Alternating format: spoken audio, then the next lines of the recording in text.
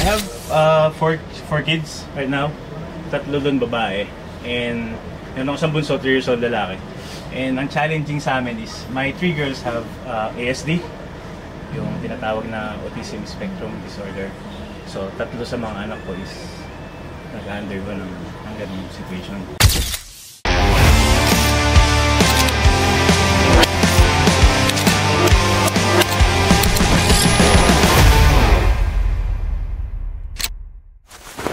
Okay, pasok. Sino yan? Ay! Uy, pakilala ko to. Bossing. Rap Davis. Ay, hindi. Akala ko si Rap Medyo Davis. tumabala ko, hindi. Kilala mo yan? Oh. Si Jaire. Yan, kumanta ng Buko. Iba yun! Malibit! Mali. Maya kayo yun nun! Hindi nagpagupit. Sige. Pagupit ko lang eh. Kilala mo siya? Oo, kakilala. Saan siya? Sige. Dahil hindi mo alam, ano paborito ang kanta na kasama si Yoncho na banda? Oh my God, favorite ko yun! Ano? Agsunta. Hindi niya. Kasi talaga, sabi ko nga, nung dati talaga, nung paglabas yun ng track na yun, talagang lagi ko yun sa house, sa sakyan. Wow, salamat, boss. Gusto alam ko mo nga na. ako kakanta ako. Sige, ala. Pisa na. Sige nga, Papa, para ba na yung kanta mo dun sa chorus nung Agsunta? Saan? Ano? Yung sabi nila? Sabi nila. Yung sabi ko doon, ano? Sabi ng lahat ay wala ka na. Sabi ng lahat ika'y nadapa. Sabi ng lahat ay wala na to. Sabi nga nila di ka dapat nandito. Sige, sabi mo, kanta ka rin. Makalokohan, okay. So, paanong sadya natin dito sa Actually, ating tindahan? boss Toyo, ang sadya ko dito ngayon, meron akong kasing tropa na... Ayan, Tropa, ito, si tropa ko. para tropa to ni Owen. Katagumpay, si ano? Ano ba nun? Si... Jawo! Hindi si Jawa. Si ano, yung nagra-rap din. Hindi, yung nagra-rap. Yung, basta yun na yun, lagi niya kasama sa pagkanta. Buong Bombay din. Yun, si kaibigan mo. Owen na tropa ko. Ano to? Tropa ko from way back, nasa Makati pa ako, sa gym. Sa gym lang kami nagkakilala. Itong tropa ko to. Ano siya, mayroon siyang mga item ngayon na nadala sa'yo. Kasi nagkatrabaho siya sa mga parang mga basketball. So nandun siya sa mga basketball scene. Ngayon, meron kasi siyang... ka nga, Ayan. Dito ka, Owen. Yan. Owen. Kapon, sa Inebra kami. Nanalo ang Inebra. Yan, nanood kami, syempre, Inebra. Alam mo naman, syempre, shoutout dyan sa Inebra. Jeans in. Alright, so, abangan nyo. Nakita nyo yung mga commercial ko sa YouTube, sa mga billboard. May billboard siya. Alright, so, anong iyong dala? Kaibigan, ano po ang pangalan nyo? Owen Hart. Meron ako ditong parang commemorative ball from World Cup last year.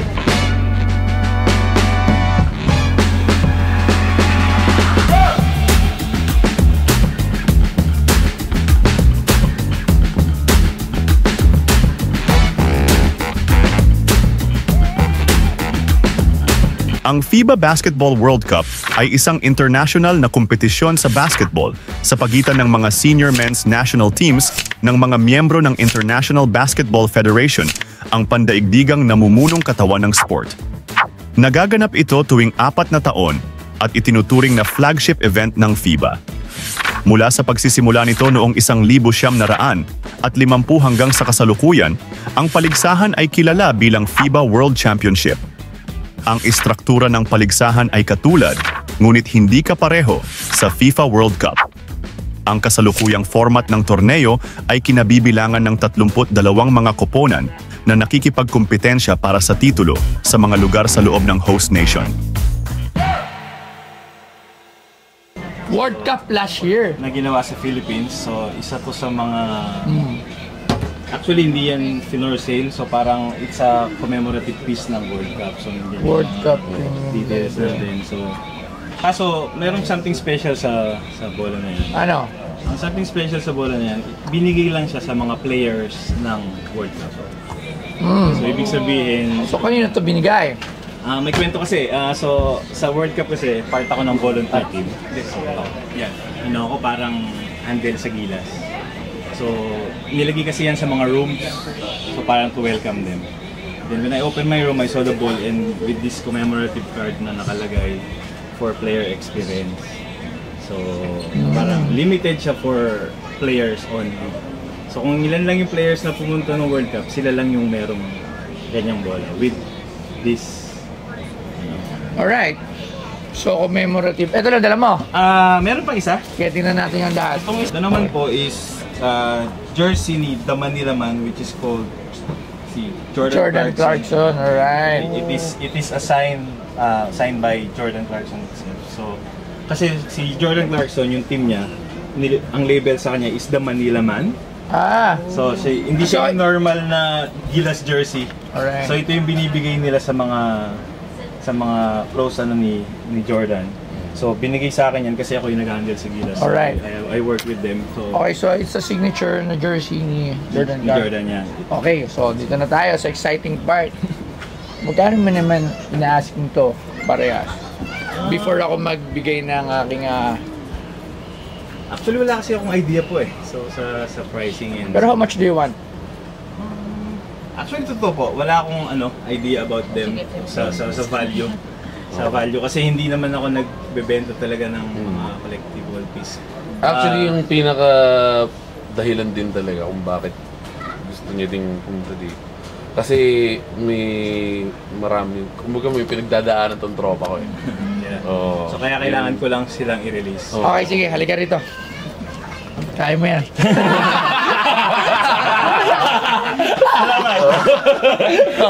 Okay, kumbaga yun. So yun, sabi nga ni Jai. So family struggles and something, parang gano'n. Kaya kailangan kong i-release to earn some funds. Okay. Kasi I have four kids right now. 3 doon babae. And yun ako isang bunso, 3 years old lalaki. And ang challenging sa amin is my 3 girls have ASD, yung tinatawag na autism spectrum disorder. So 3 sa mga anak ko is nag-undergo ng ganung situation. Kaya yung funds na makukuha ko will be used for their special needs. Kasi yun yung mahirap sa situation namin. Tapos ako lang kasi yung provider. So my wife hindi niya na kayang mag-work kasi nga doon pa lang sa mga Taga saan kayo? Pampanga? Pampanga po kami. Sa Okay. Arayat, Pampanga kami galing. So, any idea how much na gusto mo dito sa dalawa mong item? Anong sasabihin sa question niyo, sir? Pero hindi ko talaga. Kailangan meron. Kailangan meron. Kailangan meron. Kasi friend siya. Can you help me? Ano ba? Wala ka din kasi masyado sa basketball eh. Kaya... Okay, bigyan kita ng idea. Nung nandun tayo, Sir Angelo, halika rito, Sir Angelo. Nung nandun kami sa, kailan ba yung last fair? Yung fair, yung kasama natin si Larman, yung fair natin. Fair? Hindi, okay na dyan, okay na, huwag mo lalagay yan, okay na maliwa, ano na yan? Yung FCAS? Oo. Di ba meron ng mga sports memorabilia? May nakita akong bola doon. Yung dito sa may Gilmore. Yung may bola doon, ginamit sa World Cup mismo. May pirma ni Luka. Yes. And binibenta lang ata nila yon ng nasa 150. Alright yung gamit. Tapos may jersey rin doon si Steph Curry na gamit, game worn. 200,000. Alright? So doon ko nakita, ano bang paano natin yung ano bang shop yun? Sa may Gilmore, Manila. Yung pinuntahan natin. Nakalimutan ko yung ba yun? Yung sa may Gilmore pinuntahan natin, yung pinagdala natin na NBA cards. So meron din jersey doon si ba yung jersey na meron doon siya? Si Doncic din meron jersey doon. Worn din, signed, tapos may PSA. Parang binibili ko sa kanya ng 200. Hindi niya binibenta, pero 200 din yung kuha niya ata, parang mga nasa 140. Sa eBay, ang dami rin doon na mga sign na atol ito, Jordan Clarkson. Meron akong sign na Jordan Clarkson na NBA card. I bought it for 5,000. Andiyan pa yun, andiyan pa yun. Hanapin mo, meron ako nandiyan. Dinala dito nung nagpunta si Clarkson in Manila. Okay. Meron din damit yon, yung undefeated, di ba? So it's the same thing with this. Okay po. Kasi ito, hindi ito issue ng Gilas team or whatever team. Kumbaga parang may dala akong damit. I have a chance to meet Jordan Clarkson. Sir, pwede mo ba pa-sign? So, the value dito is yung signature lang ni Jordan Clarkson. So, yun yung amount lang. And the amount of signatures Jordan Clarkson is, hindi naman natin binababa. Pero it's not the one who was sought after. So, it's ranging from 5 to 10. Okay. That's the price of the signature of Jordan Clarkson. Based on eBay, yung mga signature niya, yung mga ginamit niya. Dito, I have no idea. Pero kasi if a ball sign like, meron akong bola dito dati, sana, nabili na yun, no? Yung Scottie Pippen na sign. Bili na. Nabili ko yun ng 40,000 nata or paano, gano'n. Scottie Pippen, 50th greatest player yun, sign. So, this to commemorative. Pag commemorative is, hindi rin masyadong malaki ang value ng commemorative. Tama po ba ako? Yes. Ang may value talaga, yung actual na word. Yes, actual na ginamit. Commemorative is for display lang din talaga. So dito, I don't know, pero malamang meron ito sa Google, meron ito. So pwede natin ito makita. So Mantay, Rudy, check mo nga, iyawakan mo nga. Makikita natin yung price, malamang meron nagbebenta niyan. So doon tayo bebase. Ikaw, Sir Angelo, sa collector na kung ano, no? Sir Angelo is collector siya ng kung ano, no? Lahat. He has a knowledge on everything. So sa sports medyo, sa sports ba? Hindi ako masyado sa sports eh. Pero yung sa signatures, doon ako medyo. Sa signatures. So yun lang, yung principle na gano'n. Yes. Sir Arman. Sir Arman, halika. Ano parang ng shop natin nakita dun sa FCAS, yung may Manila, yung tinanong ko yung mga jersey nila, yung binibili ko yung kay Doncic, tsaka yung bola. Oo, nakalimutan ko. Di ba? Happy something. Yun. So nakita ko, sabi ko, ganun pala lang yung price. I thought it was something pag may gamit ng mga million. So, yung pala, meron din palang there's a price din na hindi naman ganun kalalaki. Unless talagang sobrang mga, like yung mga, ito lang, yung latest lang, may parang binenta si Kareem Abdul-Jabbar na parang isang set niya umabot ng mga $5 million. Pero isang set naman, mga rings and everything. So, yung sa mga ganito, it's not that much eh. Sad to say, akala ko may pirma to na kung siguro napirmahan to dun sa mga saan mo ito nakawala? Sa World Cup. Saan ba ginanap ang World Cup? Dito din, 2023, no? Sino yung players na nandun? Sa Gilas, sila Kiefer, si Jordan yung import nila, sila Kai Soto, EJ Ed. Ano, Rudy? 160 pounds. Probably 10,000. Mga 10,000. Ayun yung FIBA, 160 pound. Ayan. So magkano? Probably mga 10,000. Ha? Mga 10,000. Alright. So, yun yung price dito. And this one, with the signature of Jordan Clarkson, actually, kasi,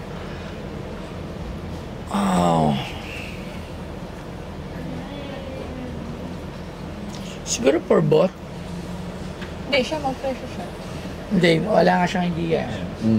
Siguro for both, for me, being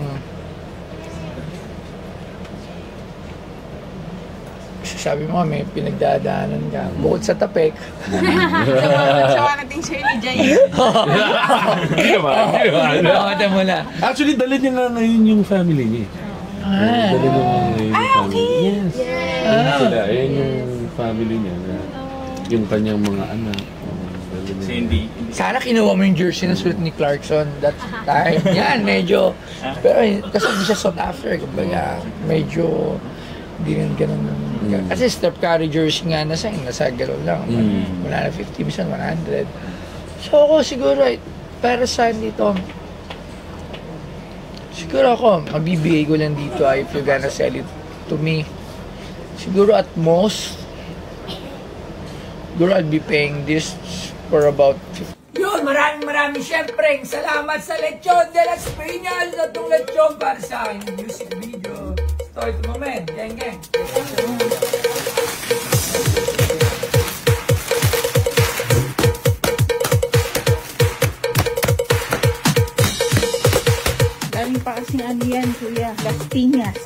Piñas to Batangas.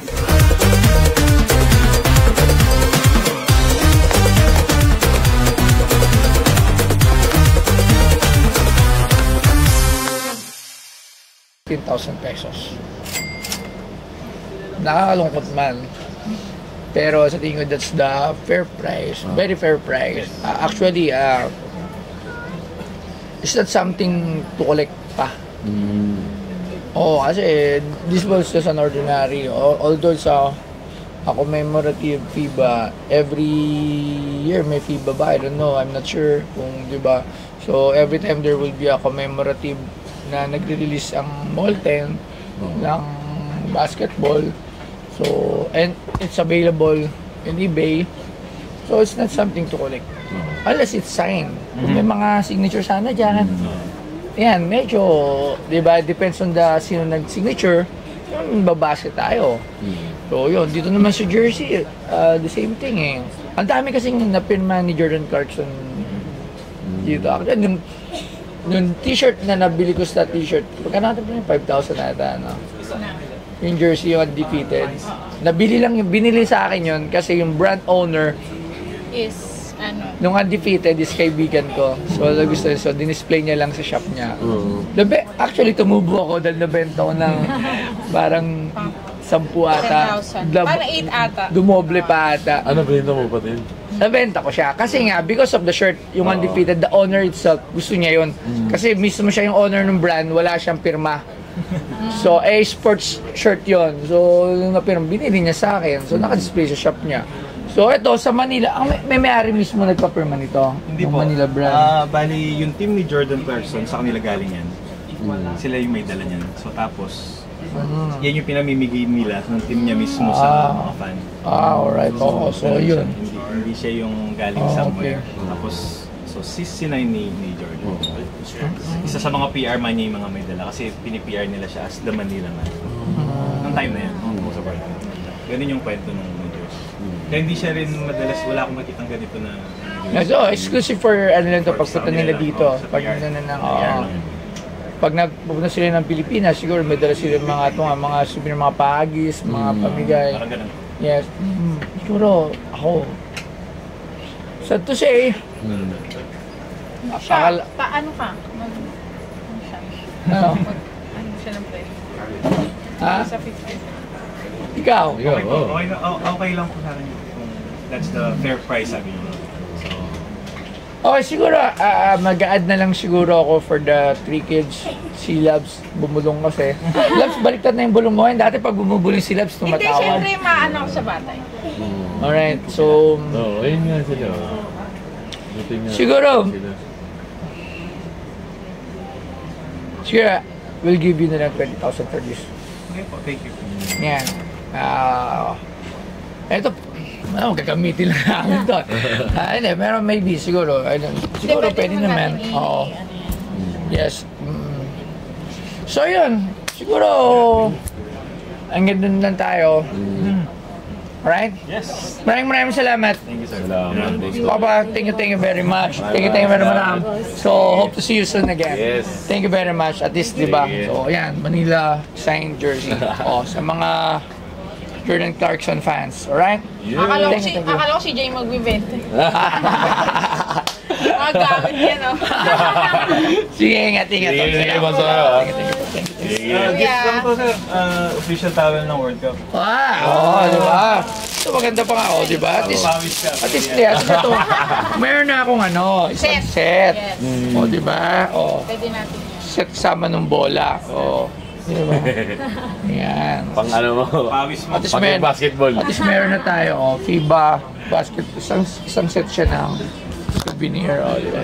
Maraming salamat, bro. Thank you very much. Sige, bossing. Yan, maraming salamat syempre kay Boss Toyo sa pagtulong dito sa tropa kong to na isa kanya mga Jordan Clarkson stuff na ano. Yeah, thank you. And very warm yung pagtanggap sa amin dito and a good experience din. So, yeah. Yeah.